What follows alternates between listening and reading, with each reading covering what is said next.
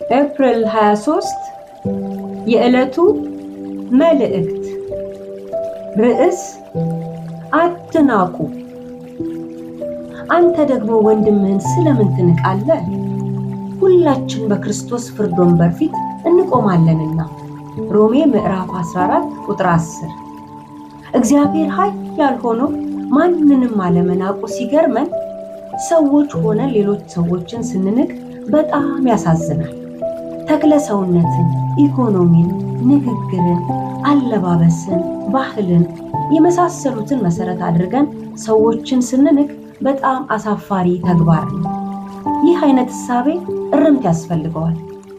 በሮሜ ቤተክርስቲያን ውስጥ በአማኞች መካከል ተከስቶ ከነበረው ችግር አንዱ መናናቅ ነበር። ፍርድና መናናቅ ሲመጣ ህብረት አደጋ ላይ ይወድቃል። የእግዚአብሔርን ሥራ ከመስራት ይልቅ እርስ በርስ መገፋፋት ይከሰታል። ይህ ደግሞ መንፈስ ቅዱስን ያሳዝናል፣ ከተልእኮ መስመርም ያወጣል። ሰዎችን ለመናቅና ለማግለል ሳይሆን በመቅረብ አብረናቸው ለመዝለቅ በርካታ አዎንታዊ ምክንያቶችን ሐዋርያው ጳውሎስ ያቀርብልናል። ከነዚህም መካከል ሁላችንም የምንኖረውም የምንሞተውም ለክርስቶስ ነው።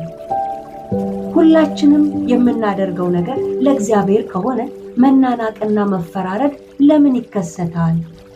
ሁላችንም በክርስቶስ የፍርድ ወንበር ፊት ስንቀርብ ምላሽ የምንሰጠው ሌላውን ሰው መሰረት አድርገን ሳይሆን ስለ ራሳችን ነው።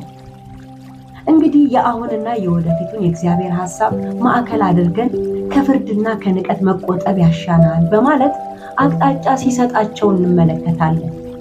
ስለዚህ ሰዎችን በክርስቶስ ባላቸው ማንነት ላይ ተመስርተን እርስ በርስ በመቀባበል ህብረታችንን እንጠብቅ እንጂ የመለያየት ምክንያቶች አንሁን። ማንንም አትናቁ።